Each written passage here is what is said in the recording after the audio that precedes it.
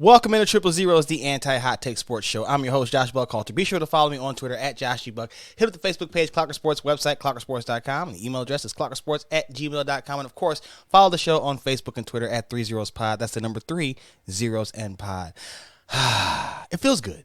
You ever get the itch for something that you really love to do, but you just can't seem to ever find the time for? Well, that's me in this seat right here, and I'm so glad to be back. I've got a lot to say, got a lot that I missed out on, but that's okay because there's so much that's always happening in the world of sports, and that's why I actually started the podcast in the first place, because there was just too much for me to ever write. And if anybody that knows me knows, or as anybody that knows me knows, I write a lot. So if it's too much for me to write about, then we got to find a place for it to go, and this is where it's going to happen, as it's been happening. Just took some time to find it, and now that I got the flow back, I think, right? Knock on wood, because I said that before. I think we can begin getting back to some more consistent content. If you don't know, you can follow all the work that I do on heavysports.com. You can follow everything at clockersports.com. But I write for Heavy on Nets, Heavy on Bulls, Soaring Down South, Last Word on Pro Football, Last Word on Basketball, just a lot of stuff. So we're always trying to stay active and everything. And like I said, man, it's just been a couple of months. It's been like 4 or 5 months. But that's not the point.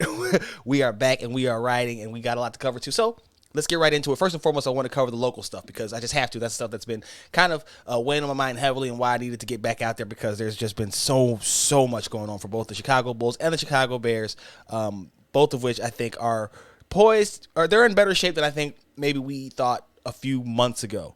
For both teams, I know that there was some concern about the Bears at large, maybe not with people who were following extremely closely, but at large, about how they were going to proceed this offseason with Justin Fields, and that's where we're going to start. And so all I would just say is, anybody that was watching or follow me on Twitter, like I said, at JoshGBuck, you would know that there was a very noticeable progression from Fields throughout the entire season. From training camp, opening the day of training camp, when he was out here, not opening day, I don't think they were doing it that day, but first week of training camp, when he was out here, misfiring passes to short receivers out in the flat and things like that, just no connection whatsoever. And there was a lot of concern about the weapons that he had around him, or lack thereof. And we saw that play out early in the season, and then something flipped, and that was a conversation. I don't know if that was, I'm going to take credit for it because it just makes it sound cooler. The story made it to ESPN Sports and everything like that, so I'm going to ride with it. But I asked him after the game, the loss to Washington Commanders, I said, how do you keep everybody else motivated when you're getting beat up like this? It's tougher, or something along those lines. And he responded to me, kind of just broke out of that and was like, hey, man, I'm just tired of being close. And really talked about wanting to finally get over the hump offensively. And then from that point on, they did that. And even before that, though, you could see that there was some settling on his part in the pocket, some familiarity being grown with his receivers. Right, it's very unfortunate that Darnell Mooney had to suffer that ankle injury that took him out for the rest of the season.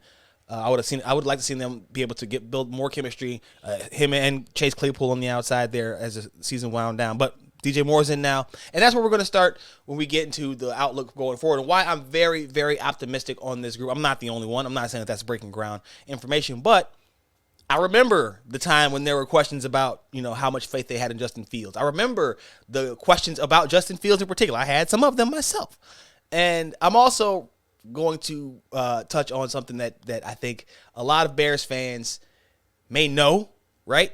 And we might call out other fans for it, but I don't know if we realize how much it affects Bears fandom, and how that's going to happen, how that's going to play out this coming season. So let's get right into it. First of all, the Bears offseason was great, headlined by that trade back from number 1 overall to get the 9th pick from the Carolina Panthers, DJ Moore, and a slew of other picks. Got another second-round pick, another first-round pick next year. I feel like I'm missing, I think, a 5th rounder in there somewhere like that. The big piece, obviously, was the pick next year, and then Moore. Moore has long been one of my favorite under-the-radar type of guys, right? The budding star, right there on the verge type of deals. And for all the naysayers, he's had like 3 straight 1,000-yard seasons before last year when he was dealing with an absolute ass mess of quarterbacks. And that's not to disrespect them individually. They're in the NFL for a reason. But they were not up to the level that he needed, that the team needed, obviously. Otherwise, they would have traded up for number 1, right? To be successful. So I'm not going to hold last year against him. And he still put up, I think, as many yards as Mooney, or close to as many yards as Mooney, something like that. He damn near got 1,000 yards again for the 4th straight year.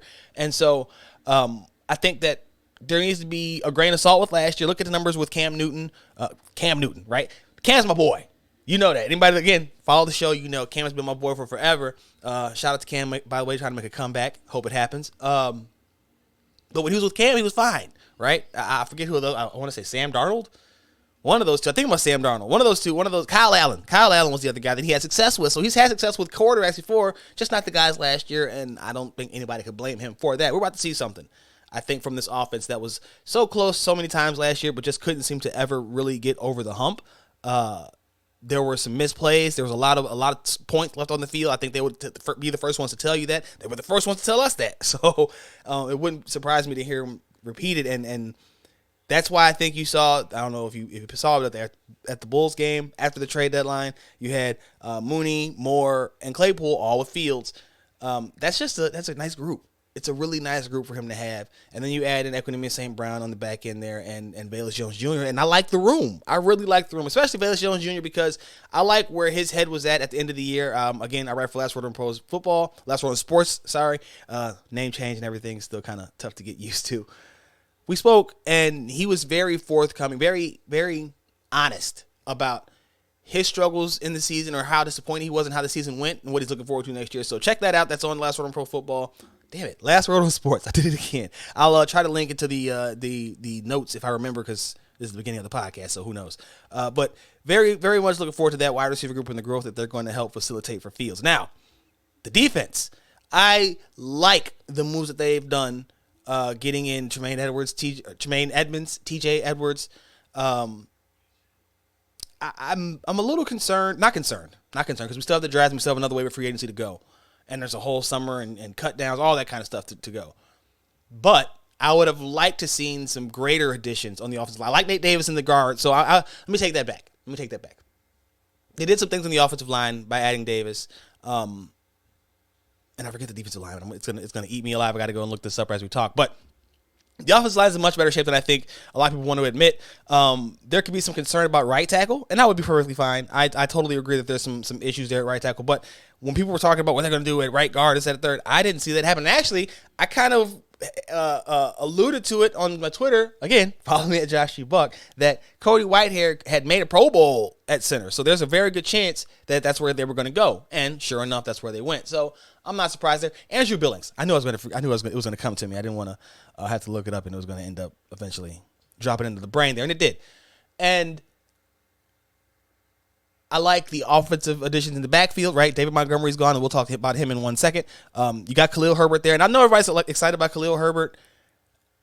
I like him better as a complimentary piece than a feature back. I like his ability to explode as the change up to the Thunder. So I'm hoping that's what they do. They brought in Deontay Foreman, very productive runner last year on a very cheap deal. So he's still got something to prove. Love that. I would expect them to draft another running back too, but they did sign Travis Homer, so maybe not. Right? Maybe he just stays there. And then I'm not sure what's going on with Treston Ebner. We'll see. He showed some things, not a lot, but who knows? They might like the running back. We never know. One thing about Ryan Poles is he's been methodical and a man of his word, but he said so few words that it's kind of hard to pin down what exactly he's going to do. So one thing before we switch over to the offensive and talk about David Montgomery, again, remember, you got to get a right tackle, but we'll talk about that in a second. People were kind of dissecting what the deals of you spent all this money on these linebackers and you could have just paid Roquan Smith. If you're not paying attention, Roquan wasn't working. There were so many holes that committing that many resources, allocating that many resources to one player who wasn't turning the tide for you, right? As good as he wasn't turning the tide for them. That's just how if it was Eddie Jackson coming up, I bet you that Eddie would have been the same way. But on top of that, Roquan also didn't want to seem to buy in. Now, I'm not saying that he didn't buy in, but there was a lot of things. There's a lot of smoke. And when there's that much smoke, there has to be some level of fire, right? Even if it's just a small smolder. But there was enough there to where Ryan Poles felt comfortable letting him go and then moving on and getting some, I think, comparable players. Again, the production's probably not going to be the same. Roquan's a tackling machine. But if you watch the games, a lot of those tackles were chase down tackles, catching up tackles, which are great. But they're not as game-changing, I think, as it might come off on paper when you look at the numbers as a whole. So I just want to say that the jarring thing about it, I think, was the pick that they gave to get Claypool and the one they got back for Roquan, that's the big discrepancy. The one they gave up for Claypool is essentially a first-round pick. But it's spilled milk, and I understood the deal at the time, and I was cool with it before I knew what that pick was, so I'm not going to just change it just because, it's a few slots, because at that point in the draft, especially if he trades down again, which there's a very good chance he will. He said he's open to doing so. If he does that, then you can get another pick in that second round, and then what? Then it's like you traded down, you maneuvered, and the difference becomes negligible at that point. So I'm not going to hold that against him. Now, back to the offense. And polls down in the owners' meetings down in Florida addressed David Montgomery, who signed with the Detroit Lions on I want to say like a $6 million a year deal, something along those lines. They got Foreman for a fraction of the price.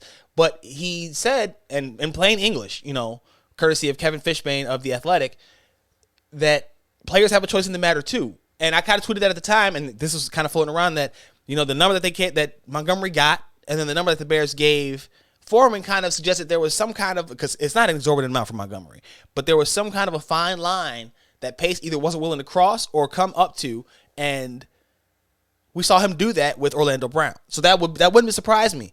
But then he said he also acknowledges that, and I'm going to write about this because this is a great teaser to get back in the football season, because I got to get that going too. Just a lot of stuff happening, man. When you're busy, time can kind of go full-time family, all that kind of stuff. So, but he said that he knows he's going to run with an extra chip on his shoulder or something along those lines, and they're going to be ready. I love that. I love the acknowledgement that there was some kind of friction on the way out, right? It wasn't all peaches and cream. It wasn't everything rosy. And he went to a division rival, so there's something there. Now, the Bears did the same thing, grabbing Robert Tonyan. Love that move. But when Montgomery comes, if the Bears don't do something about that defensive line, and that's where we're going to wrap up the Bears segment, because he's going to run hard. David Montgomery is definitely a guy who can get up, give you a little extra oomph for some games. He's a consistent player anyway. Lions fans are going to love him. He's a very good, very thoughtful speaker, a very amicable? That's not the word. Amenable. Whatever. He seems like a nice guy. But he's going to run hard those 2 games, man. Just know, Bears fans. And it's going to be tough. I just hope that they do something about these defensive lines. That's my one critique. And again, it's not really a critique because we have so much time to go. But there is that hole at right tackle that right now could very well be a battle between Alex Leatherwood and like Larry Borum. That's probably not going to be the case, but like that's where we're looking. And then in the defensive line just needs a whole facelift. I like Justin Jones. The Billing signing is good for depth. You need a playmaking tackle and a playmaking edge rusher. Now, are you going to be able to find both in this draft? I hope so. I hope that's where the first 2 picks go. There's some chatter that they could still go receiver and grab Jackson Smith and Jigba from Ohio State to pair him with Justin Fields, because Fields did mention him by name. But, man, that's a high spot for a receiver when you just gave up number 1 overall for a receiver. Now, granted, I'm not saying they're the same type of player. They have the same ceiling. I think they're close enough, though, to where that I just don't necessarily believe that's necessary. I don't think they have to do that. Now, if they trade back from 9 and Smith and Jigba falls to them, which I don't foresee happening, but depending on how far back they move, it's possible, then maybe they do. But at that spot, I think you see them address one of those line spots, either with an edge rusher, a defensive tackle, or an offensive tackle. But they have to address it.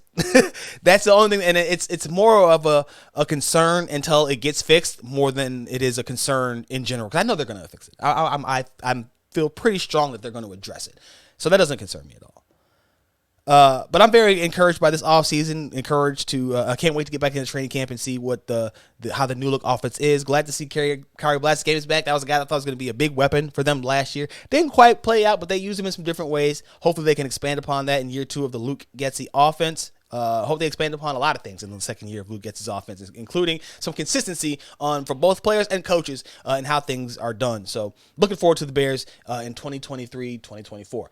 Moving on to the Chicago Bulls before we go to the leagues at large. Actually, you know what? No, we're going to pause that. We're going to go to the NFL at large and go around the NFL and just some of the things that we're hearing. So the Aaron Rodgers saga sticking within the NFC North, that's just dragging out, man. I don't know what's going on about that. The Jets and the Packers are in a pissing match right now, trying to get the most out of what he's kind of nuked any other value. But at the same time, if you're the Jets, you're clearly desperate for him. So I'm not sure who really has an advantage in this situation. I do think that it's interesting that Rodgers did all that, not complaining, but there was so much made of his time, these last few years here in Green Bay, just for him to want the same players that he had in Green Bay in New York. Now they have, I don't even think they don't really have a better offensive line. When the Packers line is healthy, it's been really good. Hasn't been healthy a lot in the past couple of years, but that happens a lot. That can happen at any time to anybody. The Jets defense, is it better? I don't know. The Packers have some moments. They're not consistent like the Jets are, so maybe that's where you get it. And the Jets are definitely ascending more than the Packers are on that side of the ball. And even that's kind of pushing it, right? They did lose Adrian Amos, I believe. So if that's the case, then you got a big hole there at the secondary. Rodgers makes so much money, though, that I'm sure the Packers are willing to go. I kind of called the Jordan Love thing before it happened. Like, it was just the timing was perfect. It matched up with Rodgers. And now him going to the Jets is like really just all playing out. If he comes back to the Vikings in a couple of years, then we'll know that he's just really trying to be Brett Favre 2.0. Elsewhere, you got Kirk Cousins not getting that new deal. Good for Minnesota, man. I thought that was silly to give him the last new deal. He's kind of not, I don't know if he's necessarily held them back, but he's capped them. And I know that sounds like it's very much the same thing, but I don't think of it the same way. I feel like holding somebody back means that because of you, they can't do some things, right? But I feel like with Kirk Cousins, it's more like he can just do this. And I know that sounds, again, like the same thing, but I don't know if there's any more nuanced way I could put it. Like, where Kirk Cousins is at this point. And so any new money would have to be based on what he's done, which has been kind of mediocre, and then partially projecting on what he's going to do. And if he's been mediocre for so long and you know what he is, what are you projecting at that point? And so I'm totally on board with them doing that. Good for them. Detroit is on the come up. There's some predictions that they could win the division this year. I am going to hold out that it's the Lions for the end of time, but I could definitely see why people are excited about what they're doing. If Goff continues to ascend like he has, just steadily, just workmanlike improvement every year, then they could definitely make some noise and have contention for the throne in the NFC North, especially with Rodgers gone. Moving around the rest of the league, some of the bigger stories, DeAndre Hopkins is still looking to be moved. You got Lamar Jackson revealing that he requested a trade back on March 2nd, and we are sitting here recording this on March 27th, and there was no word of it until he said it. He's had to push back against people, kind of putting out there that he's had some unlicensed agent making negotiations for him, and got Chris Mortensen saying that owners are questioning his nutritional and sleep habits. Like, it's all so messy that I'm not sure that it'll end right now, but I can't see Lamar finishing out his career with the Ravens. And I know that's how many players get to do that, right? Even Tom Brady didn't get to do that, but with the Patriots. But I think that he gets moved sooner rather than later. He's already requested a trade, and it just feels like there's so much tension. Maybe not animosity, but like there's that tension in the air, and it's a powder keg. And they known about this trade request for 25 days, and their biggest addition on offense was Nelson Aguilar. And so if you're Lamar Jackson, all you've wanted was a receiver. And go get Hopkins. Like, they should really go get DeAndre Hopkins. I don't know why they're waiting, what they're waiting for. Maybe they're waiting for that price to come down. They could try to go make a bid for Odell Beckham. He's a playmaker at the very least. If the Jets are showing interest, if Rodgers still wants him, I would maybe kick the Tigers on that. But, oh, man. It just feels like the Ravens are overplaying their hand while Lamar is out in the open because he's doing it by himself. If there was an agent involved, I'm sure we wouldn't hear nearly as much of this. But because there isn't, and he's out here, people are picking sides. And I just want people to stop and realize and think about it, like, what is actually happening here. You could say that he doesn't deserve the money that Deshaun Watson got, and you can blame the Browns and the third. It happened. And every time it happens, people want to do this. Now, maybe there's some common ground where he doesn't reset the market, or he doesn't reset the market above Deshaun, but rather brings it back. But I think you have to kind of bake in some sort of incentive that he can get up there, right? Like health, or not even health. Don't even do it for health. Don't do it for health. But winning. Make it about winning. And I know that's team stuff, but man, that's all he has left. And I wouldn't tie up a lot of it into it, but I would maybe make up that difference in that. That's probably where I would try to get that. If we get to this point, and I know that we saw Kyrie in the NBA, before we switch gears here, kind of reject a contract offer because it was tied to winning as a team. But I think that's different. I just feel like that's different because the quarterback in the NFL controls a lot, and that's the destiny. And I think if you want to tie it to another MVP and health, then fine. Production, fine. Maybe production is probably the best way to go about it, because if he can do it consistently, that means he was healthy, and it probably means they were winning too. So I'll probably go that route more than anything else. But man, I don't know I just feel like that Baltimore's overplaying their hand. Of course, they have hand to cite George Costanza. They have hand, but I just don't know if this is the right path, because you don't want to alienate a player because other players see this. That's the problem, is that other players are paying attention. And I don't know if that's necessarily on the forefront of the powers that be mind. So, any other stuff that stands out? Looking forward to seeing Derek Carr down in New Orleans. I don't know if that's going to be the greatest matchup, but we'll see. I'm kind of over the Derek Carr thing. He became kind of a Captain Checkdown guy to me. But Ryan Tannehill in Tennessee, I think they should move on from that. I'm trying to think of what else that there's. Daniel Jones, man, they gave that man a lot of money. But I like Daniel Jones because he's a gamer. He might not look great. It might not always look pretty, but he's definitely a gamer, and I could see a lot of the Josh Allen stuff that, drew Brian Daboll to him from Buffalo. So not surprising and anything there. Tom Brady shutting down speculation that he's going to come back, which is good for him. Go try to rekindle your maybe not your love life. That sounds like it might be done, but try to get some aspects of your family life back, man. It was not pretty with Tampa Bay, but when you're competitive like that, you saw what happened with Michael Jordan in the NBA. I just don't know if you can completely write it off, but he definitely said, "Nah, I'm good, bro. I'm out here trying to do," like he said, some kind of daddy duty that he had to go do. Good for him. Good for him. Looking forward to this season, man. Looking forward to the NFL season. It should be very fun. Can't wait for the draft and training camps to open up. It's flying. We got a couple months left until OTAs. Like, it's flying by. But in the meantime, we have plenty of NBA action to get involved in. That's what we're gonna go to next. Starting off with the Chicago Bulls. Like I said, man. Listen, Bulls are 10-5 since they signed Parick Beverley, right? They've solidified the 10th seed, which doesn't sound like much, but if you were paying attention to the beginning of the season, that is yeoman's work, okay? Good on them for climbing back up and making their hay the hard way on defense. They were doing it on defense first. The offense was kind of fluttering, and then Parick Beverley came along and kind of reorganized things. Now, I say this not as he's a floor general, but there's a lot to be said for just having people in the proper places. And before Beverly got there were no true point guards. There were guards. There were ball handlers in that spot, right? But there were no lead guards. And while Parick Beverley is not a traditional point guard, what he does is play that spot, occupy that position on the floor capably, while allowing the other guys to fall back into their natural order. That is the bigger impact. It's not what he's necessarily doing. It's that he allows those other guys to do what they do better. And when you have that, it's a lot easier to overcome the absence of Alonzo Ball, who was doing so much for you on his own, that when you lost him, they tried to throw a lot of stuff at the wall to make up for, when really all you needed was a warm body to hold the fort down.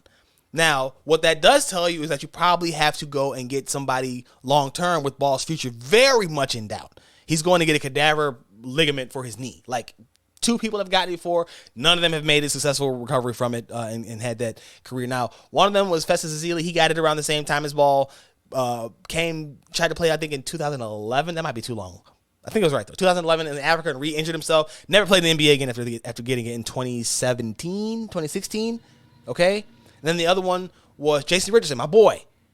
He got his when he was 32, though. So that's a whole different type of thing, but still did not come back the way that they had hoped. So Ball's trying to break some new ground. I wrote about that for Heavy on Bulls. Again, you can read all my stuff at Clocker Sports, but if you want to get down and dirty, you can look it up at Heavy on Bulls, Heavy on Nets, Soaring Down South, and Last Word on Sports. Keeping it going, though, man. The Bulls they just beat the Lakers. They got to take on the Clippers. I'm recording this before they tip off against the Clippers, about 20 minutes before tip-off, 30 minutes before tip-off. If I tweet something that seems like I'm gone the other direction, just remember that it's Twitter and I've already recorded. So, but I'm very encouraged by the fact that they figured that part out. Let's just get things back in order, because that's all it was. It wasn't that they didn't just suddenly forget how to play basketball or how to play together, but they were out of sorts, and they've gotten back to the natural order of things. And I think the biggest thing I think that they should have started from the beginning was Patrick Williams coming off the bench and Kobe White. Kobe White had a tendency in his younger days to be overzealous with his offense, right? Patrick has been timid. Well, now, together, and it's not, I'm saying these things are happening separately, but they're occurring at the same time, concurrently. Kobe has kind of reigned that trying to force his scoring, becoming a more all-around player. Billy Donovan called him he's developing into a two-way player. That's high praise for a guy like Kobe White, who came out as a streaky shooter with people question his ceiling. So if he can become a two-way guy, that just amplifies everything, even though his scoring numbers have been down, right? You had a lot of people who will say that this is arguably his best season as a pro, even though his scoring has been really bad a lot of times. He just does so many other things now, but now he's been hot past couple of games. But and then Williams, he's still a little shy to take the shot, but he's taking shots now. You don't really have to you don't find yourself yelling at the TV, shoot it, Pat. You know what I mean? You might say pull the jumper, but he's gonna drive. He's making decisions now, and I like that. That's a natural progression. And I think the problem and why I say they should have done this from the beginning is because separating Williams and Kobe White from the big three separates the expectations. All right, when those three are up there, no matter who else is with them, that group has to be great. Not only because of who they are, but because they're the starters. So if you're out there with the starters, you got to be performing. That's what you expect from your starting group. When you put Pat and Kobe out there, you need them to be, for bench guys, you expect production in spurts. That's exactly what they're built for as young players right now. And I feel like Bulls essentially did them a disservice by not going that route at the beginning of the season. Now, you could say that the ball injury kind of threw everything out of whack, but then you address the point guard in a different manner. Goran Dragic was good for the locker room, good for the honesty, because if it wasn't for him, I don't know if they would have went out and got Parick Beverley. Like, he literally called him out and said, yeah, we need a starting point guard, and then got cut so that Beverley could get signed. But it happened. They needed that. And then you hear Levine, this is going to be my next story for Heavy, maybe, because I don't know what's going to happen against this game. Probably not. I'll probably throw that in there. But then you hear the guys talking about Levine and DeRozan, crediting him for being the vocal leader. Levine, when he first got here, when Beverley first arrived, harken back to Thaddeus Young, saying that they were missing that kind of vocal leader. And they have that now. Like I said, it's not about Pat's ability on the floor. It's about what he allows everybody else to do, right? He's encouraging Zach to be a score-first player. That's what Zach is comfortable. He's not comfortable doing. He can do the other things, but those things are secondary and tertiary, right? You want him to be aggressive on offense and attack, right? He's taking the ball out of DeMar DeRozan's hands, which is the best thing for DeMar DeRozan. That's not saying he's not effective, but DeMar knows DeMar is effective. DeMar knows DeMar is effective. And when you get to that point, man, you can be over-relying on yourself, especially when that's what the Bulls did all last season and for a good chunk of this year. So Pat gets the ball out because he's the point guard. You got to get the ball. Now, you had Caruso there. You had a Kobe White there. But we saw those late game situations where Zach was getting frozen out of the offense. You're going to see that less and less with the Pat Bevan there, right? You're going to see that less and less with Zach having this new aggressiveness because he's not just sitting content to watch. He knows he has to be aggressive. That's what he's been told. He's being told the same things that he's being told in the huddle while on the floor. The connection from Pat Beverley to Billy Donovan has been a key part of everything because what Billy lost with losing his point guard was the person that they have that mind meld with. I don't know. You could talk about this. Positions are meaningless. They're so the layman can follow the game. But from the beginning of time until the end of time, coaches and point guards have needed to have some kind of special connection for things to work properly. That's just the way it's always been. Even if that point guard's not the best player on the team, if they don't have that mind meld with the coach, there's a disconnect to what the coach wants, what the team is doing, and what everybody's expecting to have to happen. And so I just think the Bulls have gotten themselves back right now. That being said, they got a lot to figure out this offseason because you got Vooch, end of his contract. You got DeRozan entering the final year of his contract. And then you got a little bit, you're going to have, I think, what they say, when Vooch walks, you'll get, I forgot the number, but it's not a lot. You got to make some things happen. And so I read today from Casey Johnson, NBC Sports Chicago, that back in February at the deadline, the Blazers GM talked about he had conversations with the Bulls about getting their draft pick back. Whether that means, they move on from this pick so they can unlock some other picks or they give them a player to get this pick back outright. Bulls could come up this summer. There's a lot that could happen. So excited about where this is going. AK talks so little that it lets the mind wander. And when they were down, we were everybody was jumping down his throat and saying that he's a speak and they need to make something happen. This and the third. Now that they're back up, I'm like, man, my man was just letting the tide, the ebbs and flows play out. That's why he's in the front office and everybody else is on the outside watching. So I'm excited again where they're going. Can't wait to see where that happens. Moving on to the Hawks, man. The Hawks are trying some. They're going through some stuff. That's kind of what happens when you switch out head coaches in the middle of the season, really towards the end of the season. Quinn Snyder has kind of asserted himself. You can see there's a little bit more energy, a little bit more pop to what the Hawks are trying to do on both sides of the ball. They're still not consistent with it yet, but it's new to them. The thing that I think today, and this will be brief because we have to cover the Nets as well, but Trae Young talked about they have to take more threes. And he's never been shy to take the threes, but he was speaking more on guys passing up threes. And he said that they've never been told that before. And I just keep having these thoughts back to the conversations with players like Jalen Johnson, who said the same thing about Quinn Snyder, something similar rather, about Quinn Snyder encouraging him to push the ball. He's never been told that before, right? You got John Collins when Nate McMillan got fired saying that he thinks Nate was better for an old team because these guys needed guidance, and Nate kind of just let them out there to do their own thing. And that's what you saw play out. And now, I think that's why you're seeing some of that kind of disarray with Snyder. They're not used to being told what to do and actually having things to do. You mean we're not just out here floating, free flowing? We're doing. I have an assignment. I got a responsibility. Again, this is not to say that McMillan didn't have responsibilities for guys, but there are clearly more directives, more defined objectives for each player when they're out there, and I think that that's where we're starting to see some of the growing pains, because it's just an adjustment that they have to make. They're making it, but they got to make it, and there's not a lot of time. The postseason is going to be a tough place to try to keep it going, so hopefully they can right the ship and get themselves rolling before it all starts. But there's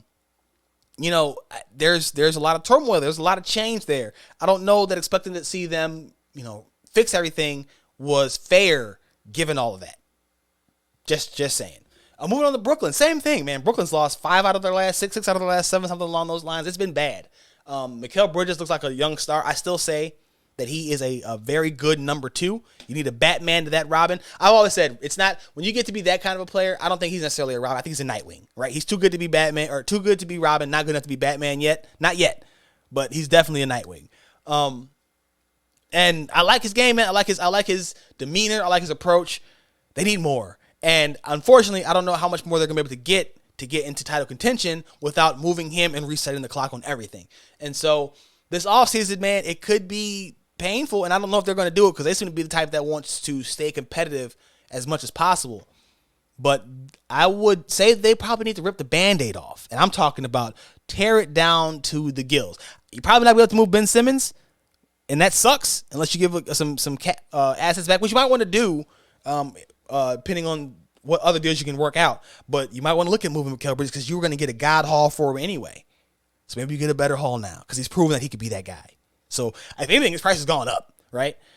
Cameron Johnson has been a little bit inconsistent since he's come over, but he's still a double-digit scorer who can defend, who can play both ways, can shoot the ball, play both ways. You need that. He's going to be a restricted free agent. Do you want to commit a lot of money to him for years at 27? Right? Bridges is 26. He's not necessarily young. And then you got the older guys. You got the Spencer Dinwiddie's. You got the Dorian Finney-Smith. These are all the guys that you brought in at the trade deadline. You have to make a decision on them. And at the very least, Dinwiddie and Dorian Finney-Smith don't fit without a superstar. And you're not contending for a title anytime soon. I just don't see them sticking. I just don't. As much as I like them and how they've been, they just don't. They don't fit the any vision for the Nets, any realistic timeline for the Nets. No matter where they try to compete now, right? Because to do that, they got to give up something, and whoever they're trying to get is going to want guys like that. Or if they get them, man, I guess to get a superstar would have to require somebody taking on Ben Simmons, and I don't know who's giving up a star level player for Ben Simmons. Let me put it that way. And then you got the guys like Nick Claxton, right? They're going to lose to Seth Curry. Joe Harris should be moved anyway. But Nick Claxton is a guy who really could be a long-term building block, but you might be able to get more for him now than you'll get out of him before you contend, right? So, like, it'll be worth it to get what you can now to build your contender than you would get trying to stay relevant with him. How about that? I think that cleans it up a little bit better. I like Nick Claxton, but the Nets are in a position, and they can't tank. They can't tank. So maybe that keeps him there, but I don't know if they're gonna be able to. I would rather have a young team that's competitive, a la something that like along the lines of what Utah did, and that's what the Nets tried to do, but they didn't get enough of the piece. They didn't get they didn't get that. Well, they did because marketing would be the Bridges guy, I'm trying to work this in real time in my head, just trying to figure out what the real good direction for them is, and I just can't pin one down, unfortunately. So a lot of decisions to be made there. Sean Marks is there. Jacque Vaughn is there. Bridges is signed through 2026, so they can build around him. Simmons is in year 3 of a 5-year deal, so he'll be expiring in what? This is 2023. He'll be in 24, 25. I think around 2026 too. So like they're lined up.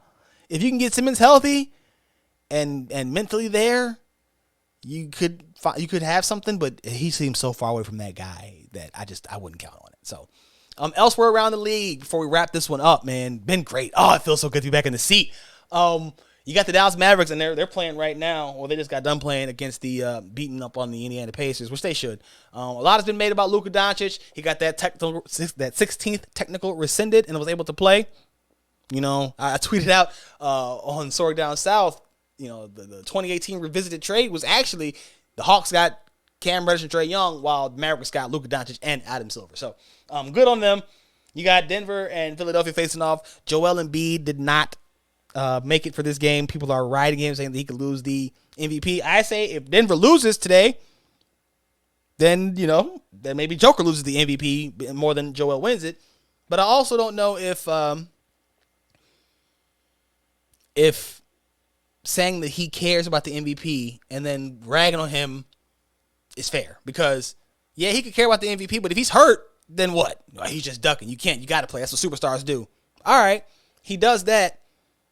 Comes out, plays tonight, gets hurt. Oh, he was being selfish. He was trying to go out for it. He was chasing in the war rather than thinking about his well-being and the team. There's a damn if you do, damn if you don't. So if I'm Joel, I understand it. I can't say I agree. Right? I'm from the era where people fought through all that kind of stuff, I guess. But I understand it. I understand the decision from the team's aspect and from his that, look, MVP is great. Joker can have MVP because I'm trying to win. And I don't think the Joker and the Denver Nuggets are going to win anything in the playoffs. That's just me. He can have that 3 MVP, and I've heard, you know, you hear Tim McMahon of ESPN talk about how he believes that Joker doesn't want it because of the expectations that are going to come with that. Okay, well, Embiid's avoiding having that on. Just go win.